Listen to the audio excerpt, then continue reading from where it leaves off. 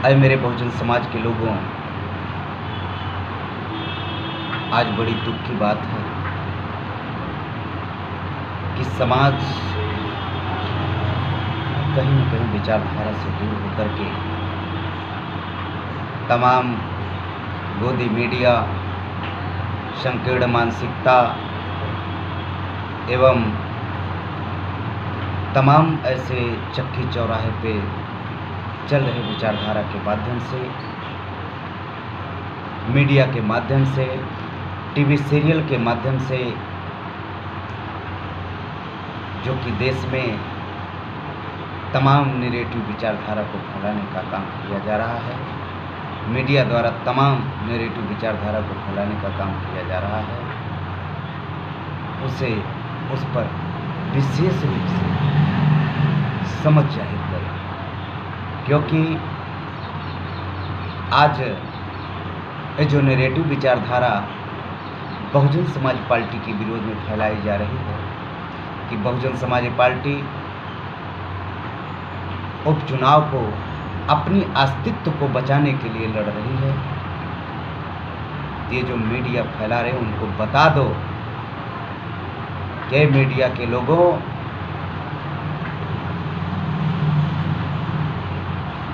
अभी तुम्हारी माँ ने तुमको दूध पिलाना नहीं छोड़ा है, क्योंकि देश में बहुजन समाज पार्टी पहले भी चुनाव लड़ी थी, आज भी चुनाव लड़ रही है और कहीं कहीं देश में बहुजन समाज पार्टी ने उपचुनाव में जीत भी हासिल किया है। इस बात को जान लो, क्योंकि जितना तुम्हारा उम्र होगी शायद बहुजन समाज पार्टी उससे अधिक पुरानी है। तो दूध अगर तुमने पीना नहीं छोड़ा है, इसलिए तुम्हारी बात बच्चों जैसी है, बच्चों जैसी बात करना बंद कर दो। देश में नैरेटिव फैलाई जा रही है कि बहुजन समाज पार्टी किसी को हराने के लिए चुनाव लड़ रही है। तो आपको बता देना चाहता हूं कि बहुजन समाज पार्टी की मुख्य आदरणीय सुश्री बहन कुमारी मायावती 23% देश में 23% वोटों का नेतृत्व करने वाली आदरणीय सुश्री बहन कुमारी मायावती जी हैं, जिस पे तुम लोग नेगेटिव विचारधारा को फैला करके बहुजन समाज का वोट कन्वर्ट करने के चक्कर में जो लगे हो, कांग्रेस और बीजेपी से जो दलाली ले रहे हो, उसको लेना बंद कर दो, नहीं तो आने वाली पीढ़ियां तुम्हें कभी माफ नहीं करेगी। और साथियों, इस बात को जरूर पूछना कि देश में क्या Bahujan Samaj party B team है किसी की? तो साथियों, आपको बता देना चाहता हूं कि अभी दिनांक 27 जून 2024 को जब लोकसभा स्पीकर का चुनाव हो रहा था, तो उसमें बड़े पैमाने पर सपा, कांग्रेस एंड बीजेपी की मिलीभगत के द्वारा ओम बिरला को तीसरी बार लोकसभा स्पीकर निर्विरोध बनाने का जो है कि काम किए। अब इससे पता चल जाना चाहिए कि बहुजन बी टीम कौन है। और साथियों, एक बात और आप लोग पूछने का काम करिएगा, क्योंकि देश में जो जगह जगह पे आवाज़ आती है कि बहुजन समाज पार्टी कमज़ोर है, तो उनको बता देना चाहता हूँ, इतनी विकट परिस्थिति में भी बहुजन समाज पार्टी का 10% वोट है।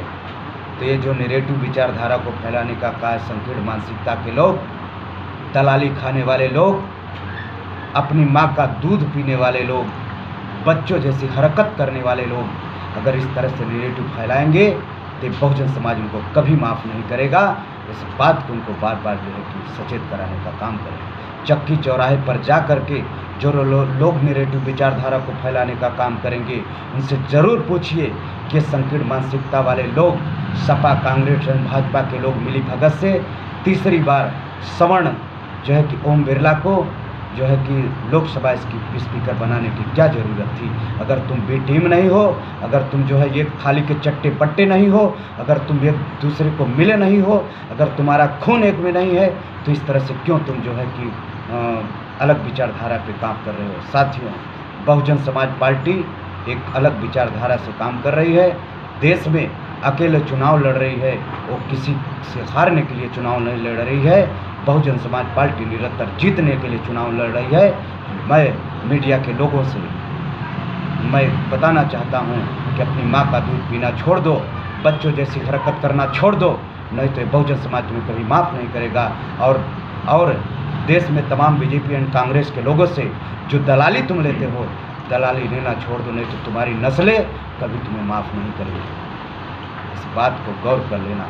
साथियों, इस बात को जगह जगह पर जा कर के मीडिया के लोगों से ज़रूर पूछें, क्योंकि बहुजन समाज को जो पीछे दिखाने का काम कर रहे हैं, बहुजन समाज पार्टी बहुत आगे है और निरंतर आने वाले दौर में बहुजन समाज पार्टी का दौर जरूर आएगा।